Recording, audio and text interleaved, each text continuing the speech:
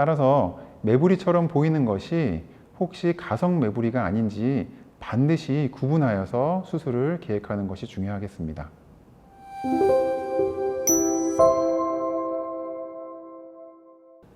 안녕하세요. 삼성드림 이비인후과 종로 허원장입니다. 오늘은 지난번 매부리를 충분히 잘 깎아야 되는 경우에 이어서 가능하면 매부리를 깎지 않고 그대로 둬야 되는 경우에 대해서 이야기해 보려고 합니다.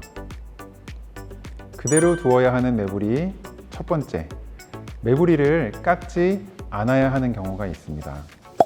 매부리는 콧대의 중간이 상대적으로 튀어나와 있는 것을 일컫는 것인데요.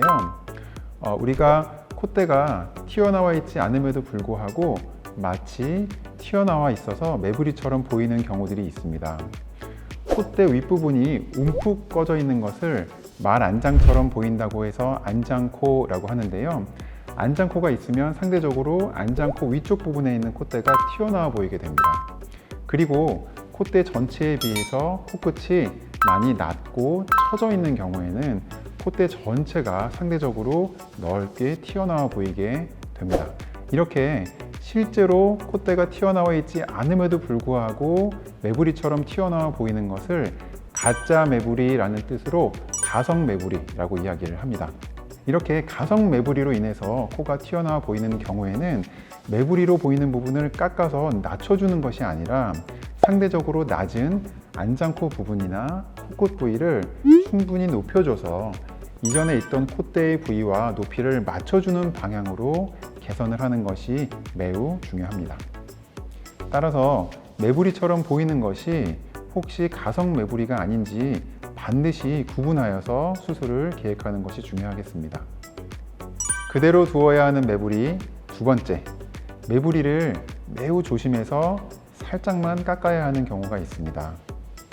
사람에 따라서는 콧대를 높여주는 융비술을 원치 않는 경우도 있습니다. 이렇게 융비술을 시행하지 않는 경우에 매부리 교정을 할 때에는 매부리를 절대로 과감하게 많이 깎아서는 안 되고요. 매우 보수적으로 살짝만 깎아주는 것이 중요합니다.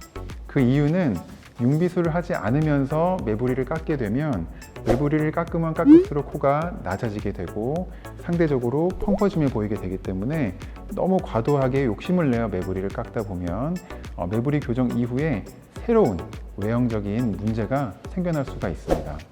따라서 융비술을 하지 않으면서 매부리 교정을 할 때에는 매부리를 조심해서 깎아냄과 동시에 매부리 아래쪽 부분에 코끝과 코끝 윗부분을 매부리의 높이에 맞춰줘서 높여줌으로써 콧대를 매끈하게 하여 매부리를 보이지 않도록 하는 것이 중요하겠습니다.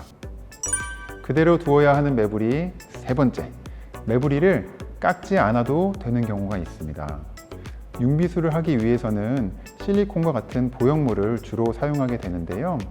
정형화되어서 생산된 보형물을 사용을 할 때에는 매부리를 충분히 깎아서 콧대를 평평하게 만든 후에 보형물을 삽입을 해야 되는데요.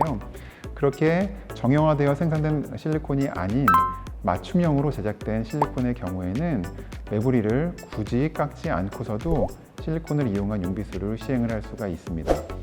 맞춤형 실리콘은 이전에 촬영한 CT를 프로그램을 통해서 재구성해서 환자의 코의 골격과 외형, 피부를 다시 새로 생성하여서 가상성형 프로그램을 통해서 환자분이 원하는 모양을 가상성형을 통해 만들어 보고 이를 통해 환자의 골격과 원하는 모습에 따라서 개개인에 맞춘 실리콘을 제작을 하는 것입니다. 이렇게 맞춤형 실리콘을 이용하게 되면 실리콘을 이용해서 융비술을 하면서도 매부리를 굳이 깎지 않아도 될 수가 있고 설령 매부리를 깎는다 하더라도 최소한으로만 깎아도 충분히 실리콘을 이용한 융비술을 시행을 할 수가 있습니다. 이상으로 그대로 두어야 하는 매부리에 대해서 말씀드렸습니다.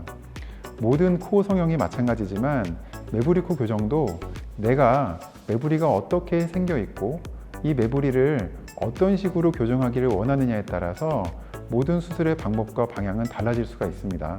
따라서 여러분들이 어떠한 매부리이고 어떤 모습을 원하는지를 잘 이해하셔서 의사와 잘 상담하셔서 수술을 계획하시는 것이 좋겠습니다. 고맙습니다.